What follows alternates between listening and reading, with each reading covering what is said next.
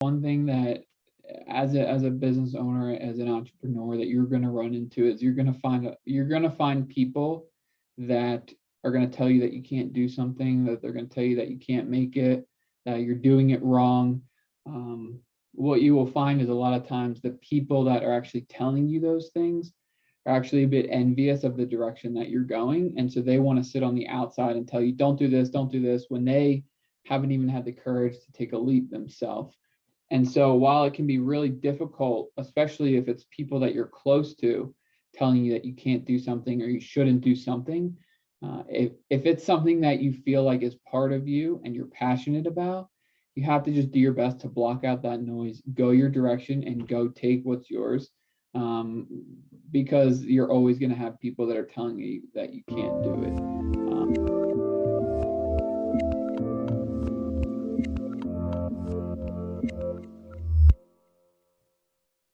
Hey everyone, this is Devin Miller here with another episode of The Inventive Journey. I'm your host, Devin Miller, the serial entrepreneur who's grown several startups into 7 and 8 figure businesses, as well as the founder and CEO of Miller IP Law, where he helps startups and small businesses with their patents and trademarks. If you ever need help with yours, just go to strategymeeting.com, grab some time with us to chat, and we're always here to help. Now, today we have another great guest on the podcast, Dave Ashworth. Growing up in high school with cousins and others in college, and or went to high school, and then with cousins and others went to college and got an accounting degree. Got interested in how businesses worked and operated, and then had a desire to run his own business. So after getting the college or accounting degree, if I don't get too tongue-tied, also is doing an internship with an accounting firm. And after graduation, worked with the accounting firm for about 3 years. Got a CPA license, decided to leave, went out on his own, didn't have many clients, and kind of started from scratch, but was after about 8 months brought on a partner into the business, kept building the business, iterated a few times, and then over the past 5 years has focused on a bit of an outsourcing accounting model and has continued to grow and bring on staff. So with that much as introduction, welcome on the podcast, Dave. Thanks for having me. Absolutely. So I just took a much longer journey and condensed it into a 30-second version. So let's unpack that a bit and tell us how your journey got started in high school and college with your cousins and others, and getting the accounting degree. Yeah, for sure. I early on, I've just always had this fascination with business and entrepreneurship, and people starting businesses. When I looked at a business, I always thought like, well, who started that? What was their journey? How did they get here? That was kind of where my mind always went. When I was in high school, I had a couple cousins and friends who were in college at the time, and they were going through accounting, and it seemed to just mesh pretty well with what I was already good at and what I enjoyed doing. And understanding businesses from a financial standpoint was really interesting to me. And I also saw a path of going to school for accounting, working at a large firm, and then going out on my own and starting this business. And so I had a lot of conversations with people at that time with, like I said, particularly one of my cousins and a couple other friends about what that could look like. And so we started planning some of that, and didn't necessarily work out with all of those people, but that kind of planted the seed to where I went to school for accounting, did an internship at a pretty large regional firm, and then ended up working at a large firm right out of school, which kind of kicked off my journey. So now you're coming out of school and say, okay, I've got the accounting degree, makes sense. I'll go work for another firm or a company and get some experience there. And you did that for about 3 years. And then I think over the course of doing that, you also got your CPA license. So you got a bit of experience. You also got the license. Now, as you're going through that, at what point or what made you decide that you're going to go out on your own or explore something and kind of make a shift or make that change? Yeah, I mean, again, like I kind of always had that desire to do that. I didn't know exactly what that would look like or what the timing of that would look like, because I needed to get a little bit of experience and kind of hone my skills a little bit to figure out, first of all, what I enjoyed, and then also what I felt like I could build. And so that was kind of my route, was to go into public accounting. And I probably went into it with a little different viewpoint than a lot of people. So when I went into it, I was obviously trying to learn things technical skills in accounting, but I was also looking at a lot of the ways that they ran the business as well, looking at the administrative side and the operational side, trying to just gather as much information as I could. Now, obviously, they were a huge firm, and there was a lot of things that they would do that I wouldn't need to do, or I would be doing different. But I could at least start to see something. Okay, this system really worked, or this one doesn't work, and then how can I design mine to build it out? And then, as I was going through it, public accounting is a really good experience. You learn a lot of skills, both technical skills and people skills. But it just wasn't for me. And as I kind of kept going further and further year after year, the more I realized that this just wasn't going to be for me long term. And the quicker that I could make a jump out on my own, the better, because I felt like the timing was never going to be perfect, because as you go further, you're making more money, you have more responsibility, maybe you get married, have kids, there's just more on your plate. And I just felt like the further I went, the harder it was going to be to start. So I just decided that once I got my CPA, which was about 3.5 years in, that was time to make a move. So no, and I think that makes sense. So you're saying, okay, always had this desire, want to do it, don't know exactly what it's going to look like, but now that I've got the CPA degree and it's, the timing's right and can make that leap, and so you decide to go out on your own. Now, one of the things we chatted about before the podcast a bit, and I had the questions, is different ways to go out on your own. Sometimes you'll go out on your own, hang your shingle, hope and pray that people are going to give you a business and that you can generate it. Other times you're going to be having relationships or people or clients that are going to follow you, and it makes it a bit easier of a landing pad. And sometimes it's somewhere in between where you have some idea or some business that you have lined up that you may be able to dive in. I believe when we talked before, you mentioned you basically went out, didn't have any clients, started from scratch, and got or had to start building from day one. Is that right? That is. Yeah. I wish I had started with a couple of clients, would have probably made it a little bit easier, but I was still pretty young. I didn't have a ton of client interaction at the firm I was at, so I didn't really have, and I also had a non-compete with that firm that I wasn't, even if I could have, I wouldn't have done anything and taken clients from them. That wouldn't have sat right with me. And so I just literally started from scratch. I kind of, one thing that I did do that I think helped was, leading up to leaving the firm, I started to build out some of the other things in the background. So I started to figure out some of the software I was going to use, got the entity set up, build out some branding, logo, business cards, like a lot of that stuff.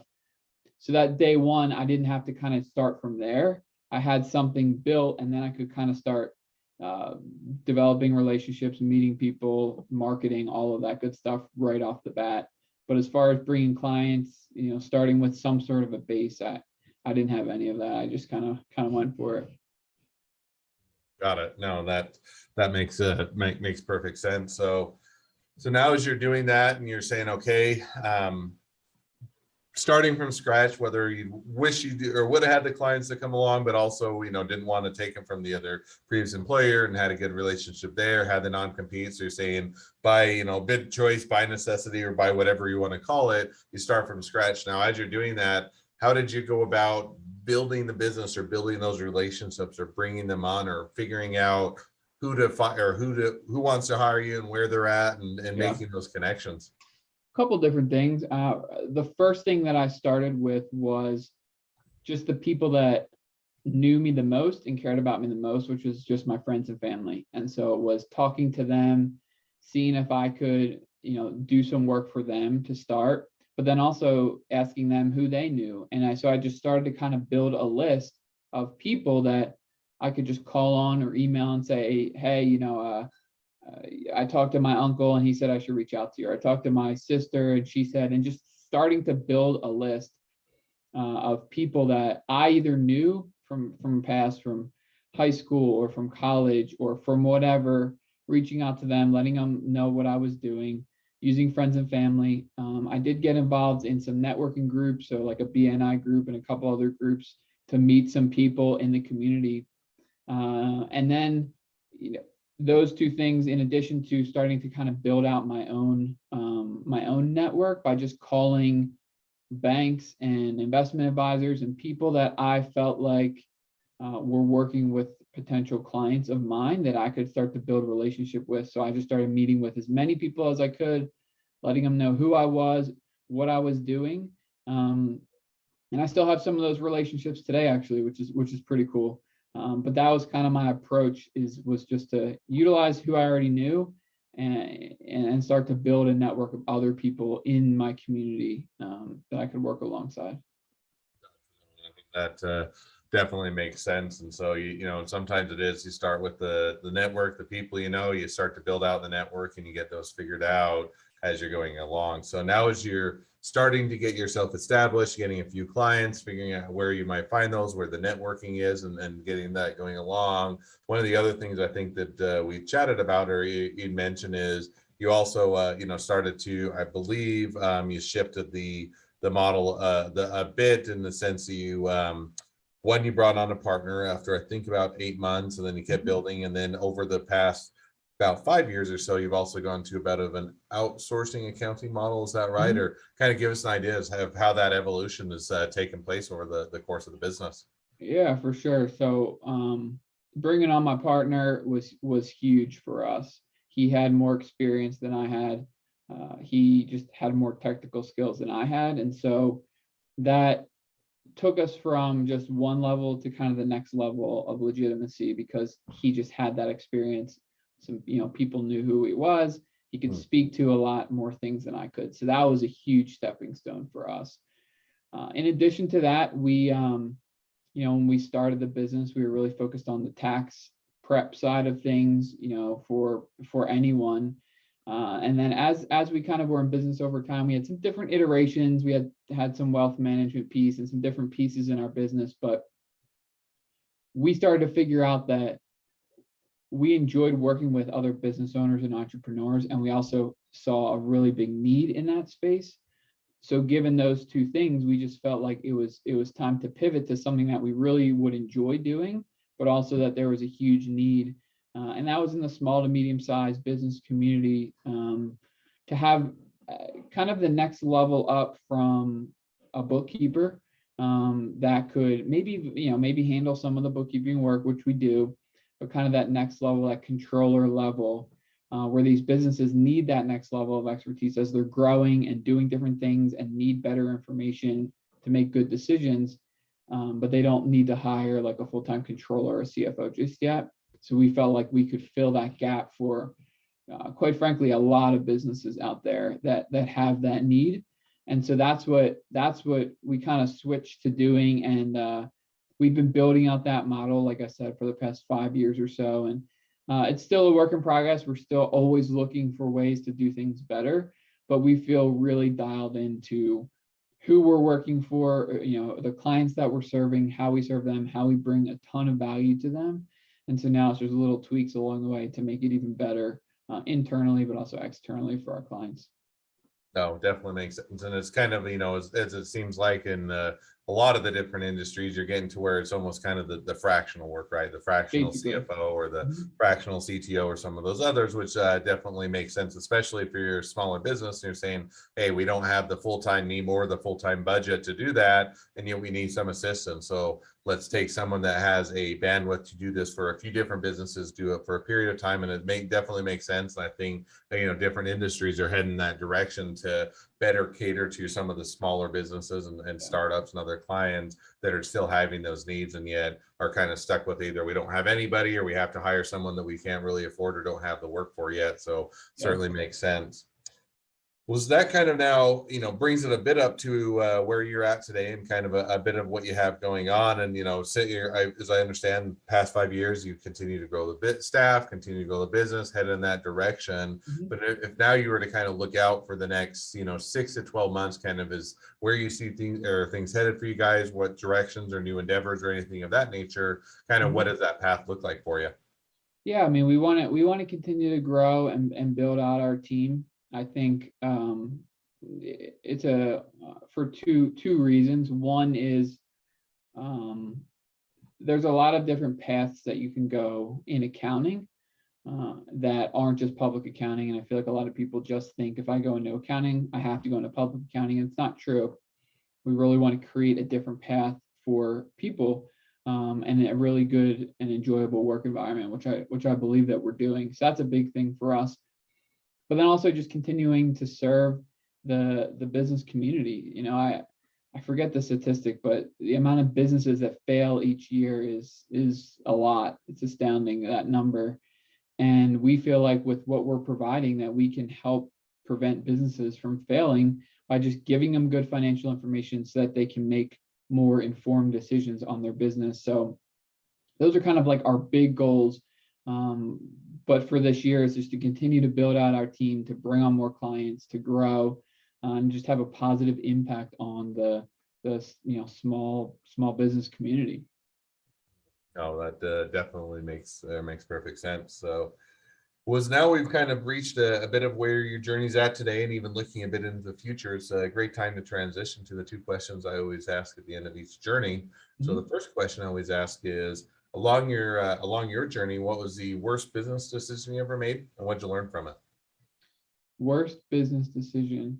I would say one is jumping into relationships too quickly. And what I mean by that is, early on, we had a couple opportunities to work with some other people that we didn't really know. They were just kind of introduced to us by someone else.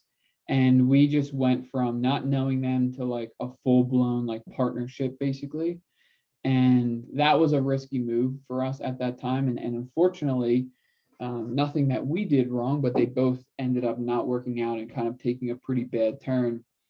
And so something I remember working with a coach shortly thereafter, and he had this saying, he talked about dating before you marry. And that's something that we've carried with us for a long time is, if you want to get into like a big relationship with someone like that, make sure that you know them and what you're getting into. Start a little bit smaller. Maybe instead of, combining your companies, maybe work on one client together, see how it goes. And you'll know pretty quickly if that bigger, partnership is going to work or not.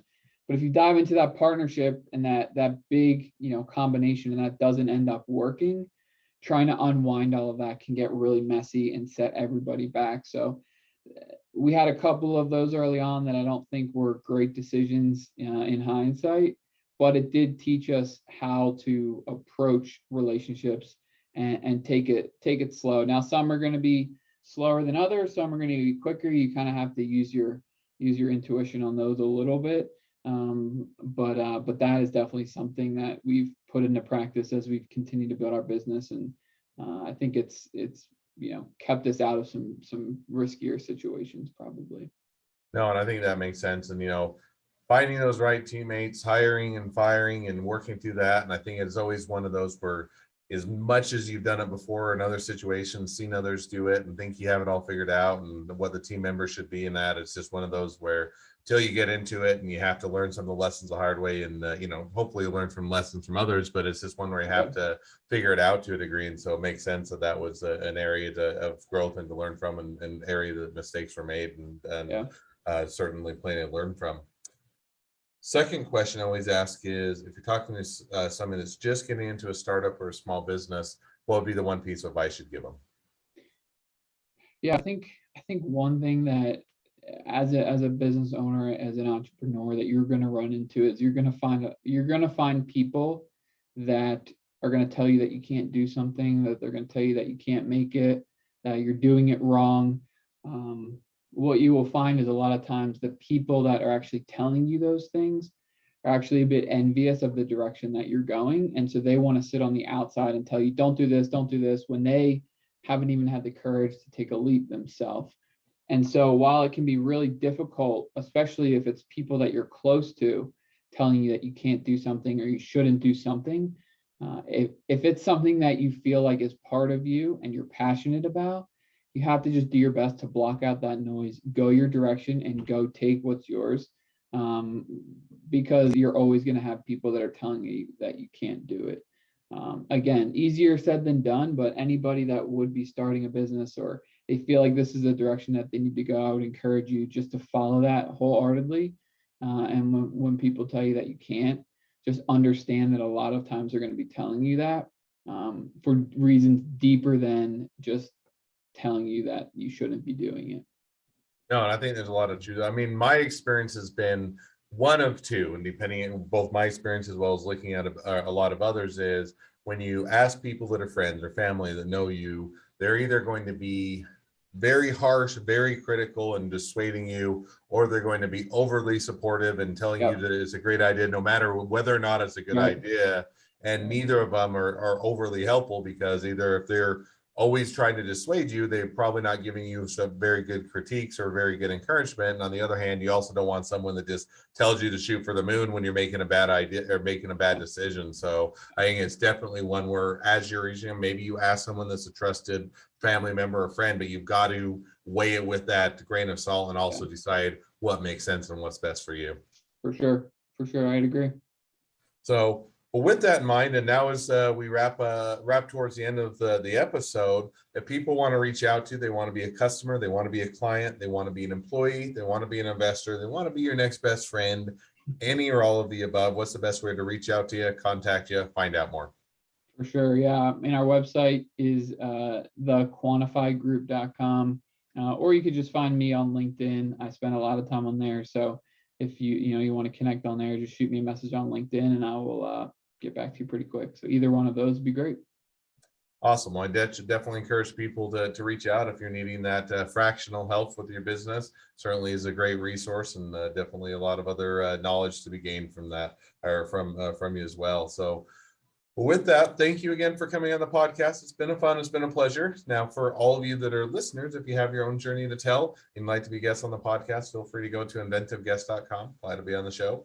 Couple more things as listeners, make sure to click share, subscribe, leave us a review, because we want to make sure that everyone finds out about all these awesome episodes and the great journeys that people have taken. Last but not least, if you ever need help with your patents, your trademarks, or anything else with your startup or your small business, just go to strategymeeting.com, grab some time with us to chat. Thank you again, Dave, and wish the next leg of your journey even better than the last. Thanks for having me.